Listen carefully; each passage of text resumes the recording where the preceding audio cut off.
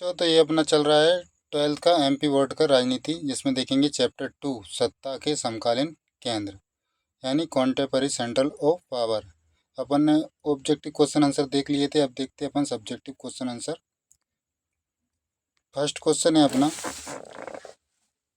यूरोपीय यूनियन का 1993 से पहले क्या नाम था, यानी यूरोपीय यूनियन था ना, उसका पहले का नाम मतलब पहले क्या नाम था। तो इसका नाम था यूरोपीय आर्थिक समुदाय अथवा यूरोपीय साझा बाजार, ये इस नाम से जाना जाता था।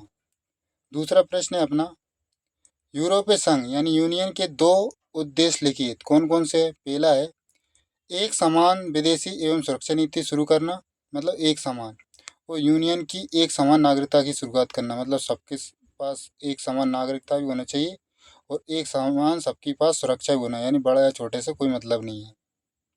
तीसरा प्रश्न है अपना, यूरोपीय यूनियन के मौलिक अथवा संस्थापक राष्ट्र के नाम लिखिए।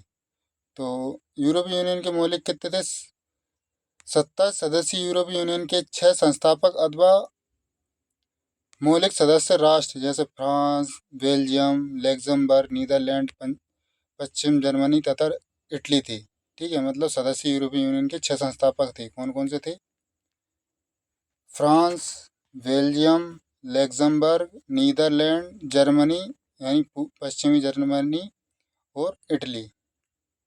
ठीक है, अगला प्रश्न है चौथा, आसियान का पूरा नाम एवं उसके सदस्य देशों के नाम बताइए। तो आसियान का पूरा नाम ऑब्जेक्ट में पूछा जाता है, ध्यान रखना। तो आसियान का पूरा नाम association of south east Asian Nations है तथा इसके सदस्य देशों की संख्या कितनी है, 10 है, याद रखना सदस्य देश कितने हैं, 10 है। पांचवा है, किस शिखर सम्मेलन में आसियान देशों ने व्यापार को अधिकाधिक क्षेत्रीय बनाने के प्रयास सुझाव रखे हैं। तो उत्तर में अपन क्या लिखेंगे, बाली, जो कि इंडोनेशिया शिखर सम्मेलन 1976 में हुआ था। छठा है, आसियान के कोई दो उद्देश्य लिखिए। तो कौन कौन से हैं? पहला है अपना क्षेत्रीय शांति एवं स्थिरता को बढ़ावा देना, और दूसरा है अन्य क्षेत्रीय सहयोगी संगठनों से निकट संबंध बनाए रखना। अगला है सातवां, चीन के वर्तमान राष्ट्रपति एवं प्रधानमंत्री का नाम बताइए, कभी कभी पूछ लेता है। वर्तमान में चीन के राष्ट्रपति शी जिनपिंग तथा प्रधानमंत्री कौन है, ली क्यांग, याद रखना। आठवां है, भारत एवं चीन के मध्य मैकमोहन सीमा कब खींची गई थी ना, तो ये 1914 में, याद रखना क्या थी, मैकमोहन रेखा।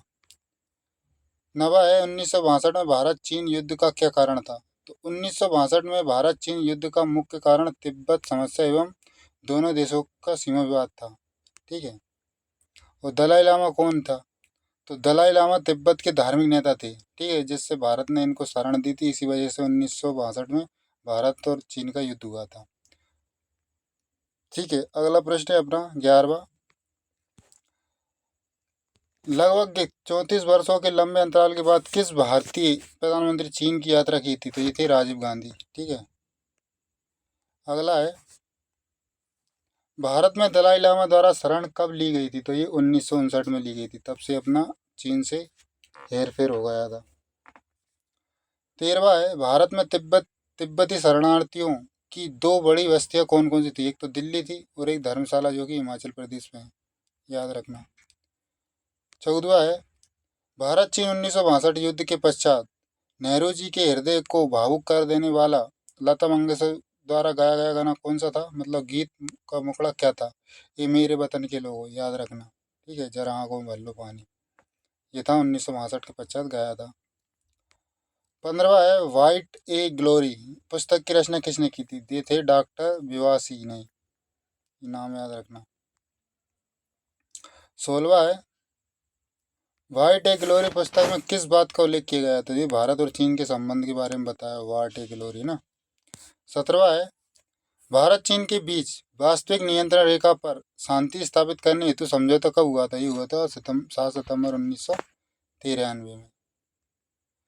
अब देखते हैं जो 3 नंबर लायक क्वेश्चन, इसमें हर साल 3 नंबर का या 4 नंबर का क्वेश्चन पूछा जाता है। तो अपना प्रश्न नंबर पहला है, आसियान संगठन क्या है। तो दक्षिण पूर्वी एशिया राष्ट्र संघ को एशियन अथवा आसियान कहा जाता है। मतलब दक्षिण पूर्व में जितने भी एशिया के जो देश हैं, जैसे भारत में है उसमें, ठीक है, वो सारे क्या कहलाते हैं, आसियान। भारत इसमें नहीं है, ध्यान रखना। तो देखते हैं, 8 अगस्त 1967 को क्या हुआ था, आसियान की स्थापना हुई थी, ठीक है। तो इसमें पूर्व एशिया के 5 देश कौन कौन से थे, इंडोनेशिया, मलेशिया, फिलीपींस, सिंगापुर और थाईलैंड ने क्षेत्रीय सहयोग के उद्देश्य से आसियान नामक असैनिक संगठन का निर्माण बैंकॉक में एक संधि पत्र हस्तांतरित करके किया था। कैसे किया था, बैंकॉक में एक संधि पत्र के द्वारा। अब 5 देश कौन कौन से थे जो सबसे पहले संगठित हुए थे। इसके बाद ब्रुनई 1984 में मिल गया, वियतनाम 1995 में, लाओस, ठीक है, और म्यांमार 1997, कम्बोडिया सबसे बाद में मिला था 1999 को भी इसका सदस्य बनाया गया था। आसियान का केंद्रीय सचिवालय जकार्ता, जो कि इंडोनेशिया की राजधानी है, में तथा उसका ही महासचिव होता है। मतलब इंडोनेशिया है तथा उसका ही महासचिव होता है। महासचिव का पद प्रति 2 वर्षों में क्या होता है, प्रत्येक देश को दे दिया जाता है, याद रखना, ठीक है। तथा देश के चुनाव का आधार अकादमिक क्रम था, मतलब क्रम बाई क्रम। सचिवालय के ब्यूरो निदेशक तथा अन्य पदों की भर्ती 3 वर्ष में होती थी। मतलब जो ब्यूरो निदेशक थे ना, उनके अन्य पदों की भर्ती कब होती थी, 3 वर्षों में की जाती थी। अभी तक इसके 41 शिखर सम्मेलन हो चुके हैं। वर्तमान में डॉक्टर काओ किम होउन, जो कम्बोडिया के आसियान के महासचिव है, अभी वर्तमान में यही है। दूसरा प्रश्न देखते हैं, जो 2024 में भी आया था। आसियान के स्वरूप एवं उद्देश्य के संक्षेप को समझाइए, या आसियान संगठन के प्रमुख उद्देश्य को देखिए। तो देखते हैं। तो आसियान के सभी सदस्य 10 राष्ट्रों में विभिन्न भाषा, धर्म, जाति, संस्कृति, खान पान तथा रहन सहन इत्यादि वाले देश सम्मिलित हैं, है ना। हालांकि आसियान के सदस्य सभी देशों की औपचारिक औपनिवेशिक विरासत, ऐतिहासिक पृष्ठभूमि और राजनीतिक, आर्थिक एवं सामाजिक जीवन मूल्य में भिन्नता है। मतलब ये सभी क्या है, इतिहास पृष्ठभूमि से भिन्न है, राजनीतिक से भिन्न है और सामाजिक मूल्य से भी भिन्न है। लेकिन उनके कतिपय चुनौतियों का सामना करने के बिंदु पर एकजुटता है। मतलब फिर भी क्या है, एक साथ है। इन देशों के सम्मुख जनसंख्या विस्फोट, निर्धनता, आर्थिक शोषण तथा असुरक्षा इत्यादि की भी एक जैसी चुनौतियाँ हैं। मतलब जहाँ आर्थिक विस्फोट, जनसंख्या विस्फोट भी है, निर्धनता भी है, आर्थिक शोषण भी होता है, फिर भी क्या है, ये एकजुटता में जुड़े हुए हैं, जिन्होंने इन्हें क्षेत्रीय सहयोग के मार्ग में चलने में क्या करा है, विवश कर दिया है। आसियान का उद्देश्य इस क्षेत्र में एक साझा बाजार तैयार करना तथा सदस्य देशों के बीच आर्थिक सहयोग को बढ़ाना है। मुख्य रूप से इसका उद्देश्य क्या है, सदस्य राष्ट्रों में राजनीतिक, आर्थिक, सांस्कृतिक, व्यापारिक, वैज्ञानिक और तकनीकी तथा प्रशासनिक इत्यादि क्षेत्रों में परस्पर सहायता करना तथा सामूहिक सहयोग द्वारा विभिन्न सामान्य समस्याओं का क्या करना है, समाधान करना भी है, ठीक है। मतलब इतना बड़ा, इतने देश होने के बाद भी आर्थिक और सांस्कृतिक सभी में बदलते हुए भी फिर भी क्या है, ये एकजुटता को प्रतीक है। ऐसे सभी देश को करना चाहिए। भारत चीन संबंधों को संक्षिप्त में विवेचना कीजिए, या भारत चीन संबंध समझाइए। मतलब भारत बीच के जो संबंध हुआ था वो क्या था। तो एशिया महाद्वीप की 2 बड़ी शक्तियाँ, मतलब एशिया महाद्वीप में 2 ही सबसे बड़ी शक्ति है, भारत और क्या है, चीन, ठीक है। 2 बड़ी शक्तियाँ भारत और चीन में शुरुआत में मित्रतापूर्ण संबंध रहे, लेकिन दलाई लामा के भारत ने शरण दे दी, कब, 1959 में, ठीक है। ध्यान से भारत चीन को अपना शत्रु समझने लगा। फिर 1962 में चीनी आक्रमण ने इस दुश्मनी को और बढ़ा दिया। मतलब उन्होंने क्या करा, 1962 में भारत पर आक्रमण कर दिया। 1965 तथा 1971 में भारत पाक युद्ध में भी चीनी दृष्टिकोण भारत का विरोधी था। मतलब वो किसका सपोर्ट कर रहा था, पाकिस्तान का। 1968 से दोनों देशों के मध्य संबंधों में सुधारने की प्रक्रिया का लंबा दौर चला, जिसके फलस्वरूप दोनों देशों के प्रमुखों की परस्पर एक दूसरे के देशों की यात्रा के दौरान अनेक समझौते किए गए।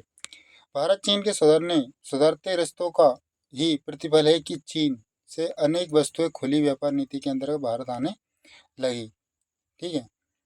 और दोनों देशों में क्या हुआ, मधुर होते हुए संबंधों का भी परिचय होने लगा। मतलब फिर अपने अच्छा रिलेशनशिप होने लगे, किससे, चीन से। 5वां प्रश्न है अपना, चीन भारत के बीच सन 2013 में सीमा सुरक्षा सहयोग समझौते की 4 शर्तें बताई। मतलब जो 2013 में हुई थी वो क्या क्या शर्तें थी, देख लेते हैं। 23 अक्टूबर 2013 को भारत चीन के बीच हस्तांतरित सीमा सुरक्षा सहयोग समझौते की प्रमुख शर्तें निम्नलिखित है। कौन कौन सी है? तो पहली शर्त थी, दोनों देश सीमा क्षेत्र में शांति बनाए रखने से संबंधित महत्वपूर्ण सीमा संबंधी मामलों का समाधान करने के लिए चीन भारत सीमा मामलों पर परामर्श एवं समन्वय हेतु कार्यचालन तंत्र विकसित करेंगे। पहला कारण ये था। दूसरा क्या था? उक्त कार्यचालन तंत्र सीमावर्ती क्षेत्रों में से दोनों देशों के सैन्य बलों के बीच सहयोग एवं सद्भावना विकसित करेगा। तीसरा है, सीमा सुरक्षा सहयोग समझौते में समयानुसार संशोधन भी किया जाएगा। मतलब समय समय पर सीमा पर जो सुरक्षा है ना, उसका भी समयानुसार संशोधन किया जाएगा। और चौथा कारण क्या था?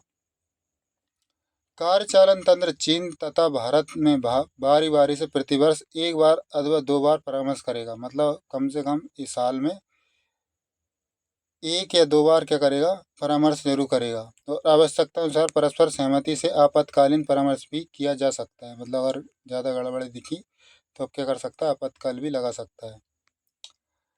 छठा है, चीनी राष्ट्रपति शी जिनपिंग के नए पंचशील सिद्धांतों को संक्षेप में लिखिए। तो क्या थे? तो निम्नलिखित 5 है, तो अपन देख लेते हैं। पहला है, भारत चीन को कूटनीतिक वार्ता जारी रखनी चाहिए। ठीक है, जिससे क्या होगा? दोनों देशों के द्विपक्षीय संबंध सही रास्ता मिलेगा। ठीक है, रास्ते पर रखना चाहिए। दूसरा है, भारत चीन को परस्पर तुलनात्मक क्षमता का प्रयोग करना चाहिए।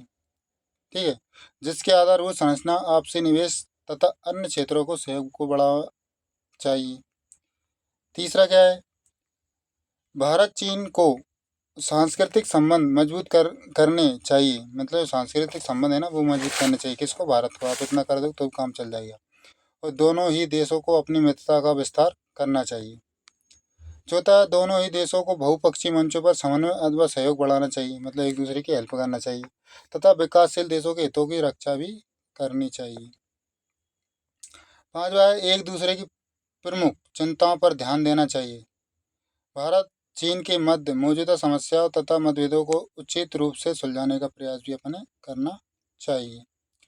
अब देखते हैं अगला मोस्ट इम्पोर्टेंट क्वेश्चन, चीन की अर्थव्यवस्था के उत्थान के 3 कारण लिखिए।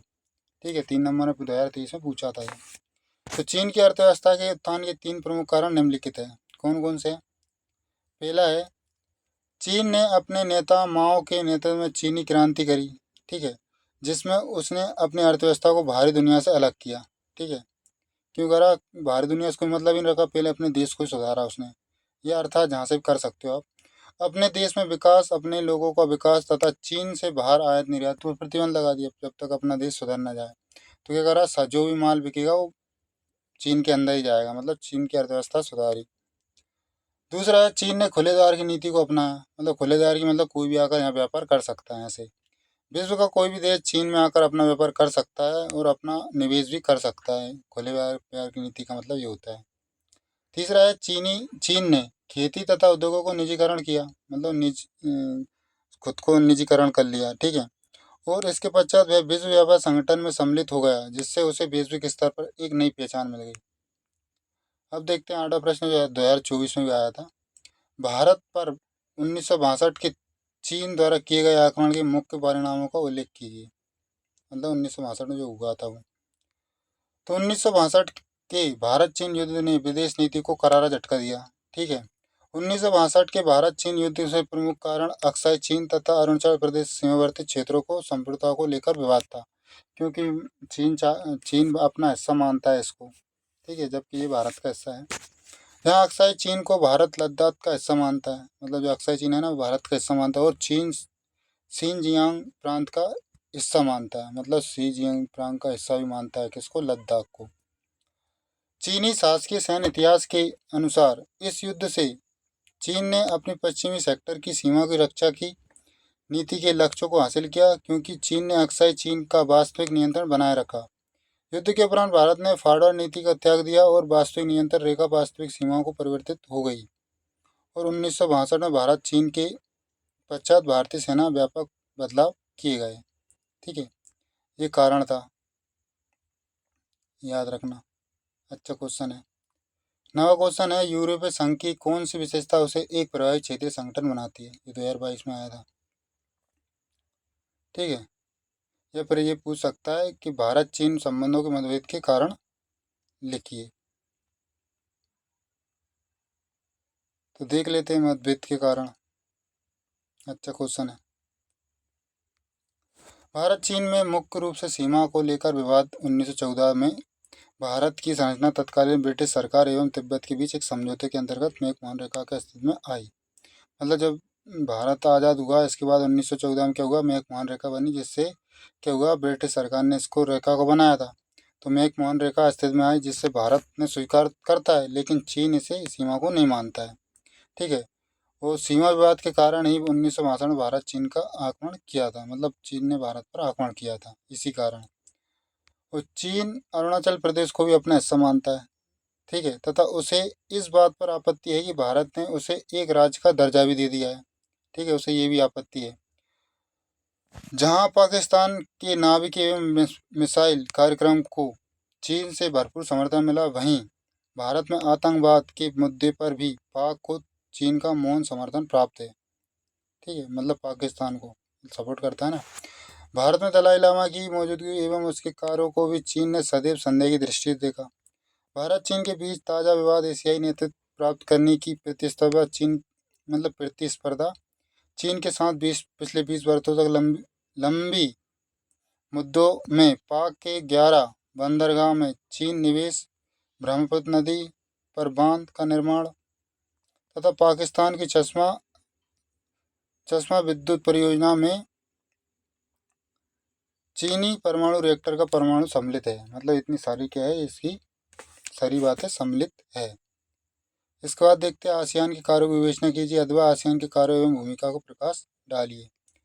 हालांकि आसियान के कार्यों का क्षेत्र अत्यंत व्यापक है, अपन पता है, लेकिन फिर भी संक्षेप में इसमें कार्यों का उल्लेख निम्नलिखित प्रकार किया जा सकता है। क्या से पहला है,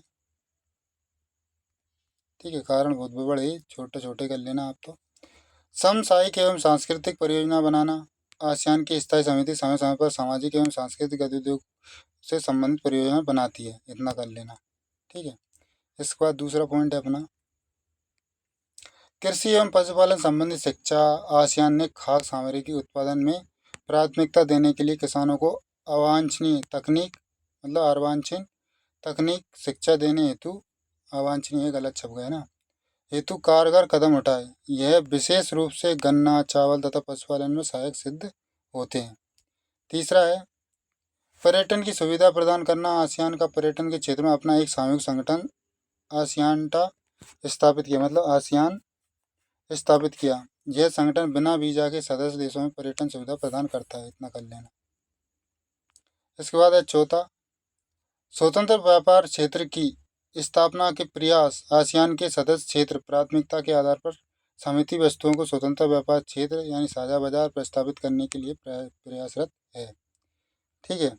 इसके बाद देखते हैं भारत चीन के मतभेदों के कोई 4 कारण। ठीक है, ये भी अच्छा क्वेश्चन है।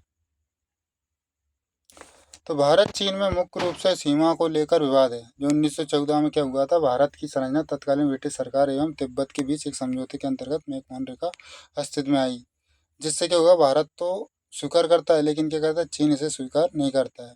ठीक है, ये क्वेश्चन दोबारा छप गया है ना, अपन पढ़ चुके हैं। इसके बाद देखते हैं कोलंबो प्रस्ताव पर एक लेख लिखिए। ठीक है, तो कोलंबो कहाँ है, अपन पता है श्रीलंका में।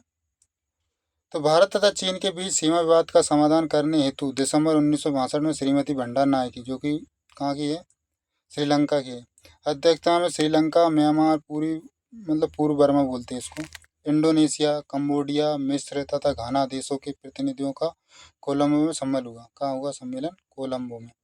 ठीक है, जिसके फलस्वरूप कोलंबो प्रस्ताव निर्मित किया गया और 19 जनवरी 1963 को कोलंबो प्रस्ताव प्रकाशित किया गया। तो इसकी कौन कौन सी शर्तें थी देख लेते हैं, विशेषता। तो युद्ध विराम के समय भारत चीन विवाद का शांतिपूर्ण प्रकार से समाधान करने का उपयुक्त समय है, मतलब दोनों देश मान गए थे। चीन पश्चिमी क्षेत्र में अपनी चौकियां 20 किलोमीटर पीछे हटा ले, मतलब चीन है ना, अपनी चौकियां कहाँ तक हटा ले, 20 फीट हटा ले, ये स्वीकार किया विशेषता में। तीसरा है भारत अपनी वर्तमान सैनिक स्थिति बनाए रखे, मतलब वर्तमान में जो है वो बनाए रखे। चौथा है सीमा विवाद में अंतिम समाधान होने तक चीन द्वारा खाली किया गया क्षेत्र असैनिक क्षेत्र हो, जिसकी निगरानी दोनों पक्षों द्वारा नियुक्त गैर सरकारी सैनिक चौकियां करेंगी, मतलब जो दोनों नहीं करेंगे, दूसरी सरकार चौकियां करेंगी। पांचवा है पूर्व नेपाल क्षेत्र में भारत चीन सरकारों द्वारा मान नियंत्रण रेखा युद्ध विराम का कार्य करे। ठीक है, इसके बाद 5 पॉइंट ही कर लेना। ठीक है, 4 जो अच्छा लगे, छठा अगर अच्छा लगे तो कर सकते हो। मध्यवर्ती क्षेत्र का समाधान शांतिपूर्ण ढंग से किया जाए। भारत ने कुछ स्पष्टीकरण के पश्चात कोलंबो प्रस्ताव स्वीकार कर लिया था और 21 जनवरी 1963 को चीन विदेश मंत्रियों ने कोलंबो प्रस्ताव का सिद्धांत स्वीकार कर लिया था। मतलब चीन ने भी इसको स्वीकार कर लिया था। अब देखते हैं जो 2025 में भी आया था, भारत चीन के विवाद के मामलों को पहचान करे और बताए कि बेहतर सहयोग के लिए इन्हें कैसे निपटाया जा सकता है। मतलब भारत चीन के विवाद के मामलों का क्वेश्चन आया था। ठीक है, तो भारत चीन के मध्य विवाद के मामले मुद्दे, भारत एवं चीन के मध्य विवादों के मामले मुद्दों को निम्नलिखित बिंदुओं के द्वारा अपन स्पष्ट समझ सकते हैं। तो पहला कारण क्या था, सीमा विवाद। चीन द्वारा कुछ ऐसे मानचित्र प्रकाशित किए गए हैं जिनमें भारतीय भूभाग पर चीनी दावा प्रस्तुत किया गया है। मतलब चीनी दावा करता है कि वो भी उसकी जगह है। सीमा विवाद का प्रारंभ यहीं से होता है। चीन ने हमारे पड़ोसी पाकिस्तान से समझौता करके कश्मीर का कुछ हिस्सा अपने अधीन कर लिया, जिससे पाक द्वारा हथियाए गए कश्मीर का हिस्सा माना जाता है। और चीन भारत के एक राज्य अरुणाचल प्रदेश पर भी अपना दावा मानता है। मतलब वो हमेशा से ही अपनी मनमानी दिखाता है। दूसरा कारण देखते हैं, 1962 में सैनिक मुठभेड़ का तथा असफलता। 1962 में भारत चीन में सैनिक मुठभेड़ की चीनी असफलता का परिणाम हमारा उसके साथ संबंधों को कटुता आना है रहा है। मतलब 1962 में आक्रमण किया था, उसमें क्या हुआ था, सैनिक मुठभेड़ हुई थी। ठीक है, तो 1979 में वियतनाम पर हमला करते समय चीन ने घोषणा की थी कि दंडानुशासन वाली यह कार्रवाई 1962 के नमूने पर ही की गई थी। इस प्रकार वक्तव्यों की अनदेखा करना, मतलब जो बोलने वाले, भारत के लिए सही नहीं है। तीसरा है, विश्व व्यापार संगठन में एक ऐसी नीतियों का अनुसरण। चीन तथा भारत विकास के लिए विश्व व्यापार संगठन में एक समान नीतियों का अनुसरण करते हैं। मतलब विश्व व्यापार संगठन में क्या होता है, एक जैसी नीतियों का अनुसरण चीन तथा भारत विकास के लिए विश्व व्यापार संगठन की समान नीतियों के अनुसरण करते ही हैं। ठीक है, जिसके फलस्वरूप क्या हुआ, दोनों ही देशों के प्रति जनता की भावना उत्पन्न हो गई। फिर चौथा देखते हैं, सीमा पर चीन द्वारा बस्तियों बनाना। चीन ने 1950 में भारत चीन सीमा पर बस्तियों बनाने का निर्णय लिया। मतलब भारत चीन सीमा पर बस्तियों बनाने का क्या करा, निर्णय लिया, जिससे दोनों देशों के संबंधों को काफ़ी कटुता आई। ठीक है, आपको 4 ही पॉइंट करना है क्योंकि पेपर में यही आएगा। अब देखते हैं चौथा प्रश्न, क्षेत्रीय संगठनों बनाने के उद्देश्य क्या है। मतलब ये 2025 में क्वेश्चन आया था। ठीक है, याद रखना। तो क्षेत्रीय संगठन को बनाने के प्रमुख उद्देश्य अपन सिर्फ 4 पॉइंट देखना है। ठीक है, तो छोटे छोटे पॉइंट कर लेते हैं। तो अंतर क्षेत्रीय समस्याओं का क्षेत्रीय स्तर पर समाधान। क्षेत्रीय संगठन के अंतर क्षेत्रीय समस्याओं का स्थानीय स्तर पर ही समाधान तलाशने में अल्प संगठनों की अपेक्षा अधिक सफल हो सकती है। यहीं तक कर लेना, एक पॉइंट। ठीक है, दूसरा पॉइंट देखते हैं, संयुक्त राष्ट्र संघ के कार्यों को सरल बनाना। ठीक है, अगर छोटे छोटे निर्णय समस्याओं का क्षेत्रीय संगठन द्वारा अपने स्तर से ही समाधान कर लिया जाएगा तो संयुक्त राष्ट्र संघ का कार्यभार कम हो जाएगा। यहाँ तक कर लेना। ठीक है, दूसरा पॉइंट। तीसरा पॉइंट देखते हैं, बाह्य हस्तक्षेप का सामना साधारणतः क्षेत्रीय संगठनों पर यह प्रावधान होता है। तो ये भी सही है, यहीं तक कर लेना। चौथा है, क्षेत्रीय सहयोग एवं एकता की स्थापना। यानी कि क्षेत्रीय संगठनों में परस्पर सहयोग की भावना एवं एकता विद्यमान रहती है। क्षेत्र के विभिन्न राष्ट्रों क्षेत्रीय संगठन गठित करके परस्पर राजनीतिक, आर्थिक एवं सांस्कृतिक इत्यादि क्षेत्रों का सहयोग कर अधिक फायदा उड़ सकते हैं। मतलब यहीं तक कर लेना। ठीक है, इसके बाद देखते हैं क्वेश्चन अगला, आसियान विजन 2020 क्या है। ये 22 और 23 में आया था, तो 2026 में आने के इसके चांसेस ज़्यादा है। ठीक है, तो अपन इसके निम्न बिंदु देख लेते हैं। पहला है, आसियान विजन 2020 के अंतर्गत अंतर्राष्ट्रीय समुदाय में आसियान की एक बहुमुखी भूमिका की प्रधानता दी गई है। मतलब जो 2020 में उन्होंने क्या करा था, ये प्लानिंग की थी ना, उसको बहुमुखी भूमिका को प्रधानता दी गई है। इसके बाद दूसरा है, आसियान द्वारा टकराव के स्थान पर परस्पर वार्ता द्वारा समस्या का समाधान करने, मतलब बातों के द्वारा समस्याओं का समाधान करने को प्रमुखता प्रदान की गई है। ठीक है, यहाँ तक कर लेना, मतलब बातों के द्वारा। तीसरा है, आसियान की वास्तविक शक्ति अपने सदस्य राष्ट्रों यानी सहगामी सदस्यों तथा शेष गैर क्षेत्रीय संगठनों के मध्य लगातार संवाद एवं परामर्श करने की नीति में है। मतलब जो आसियान के जितने भी सदस्य हैं ना, वो राष्ट्रों को क्या करना है, अपने आप को क्षेत्र को क्या करना है, वार्तालाप द्वारा तो स्पष्ट करना है। और जो क्षेत्रीय संगठन है उसके मध्य लगातार संवाद मतलब बातचीत द्वारा परामर्श करने की जो नीति है, मतलब जो बनाई थी उन्होंने। चौथा है आसियान आसियान एशियाई देशों तथा विश्व शक्तियों को राजनीतिक एवं सुरक्षा मामलों में विचार विमर्श हेतु एक मंच उपलब्ध कराता है। आसियान क्या करता है, विश्व शक्तियों को राजनीतिक और सुरक्षा मामलों में क्या करता है, विचार विमर्श कराता है। आपको सिर्फ 4 पॉइंट ही करना है, ठीक है। लास्ट पॉइंट है वो भी देख लेते हैं। आसियान जहाँ नियमित रूप से वार्षिक बैठकों का आयोजन कर रहा है, वहीं एशियाई राष्ट्रों के साथ व्यापार तथा निवेश मामलों की ओर भी क्या कर रहा है, विशेष ध्यान दे रहा है। प्लीज़ चैनल को लाइक और सब्सक्राइब जरूर कर लेना और अपने दोस्तों के पास जरूर भेजना। जय हिंद।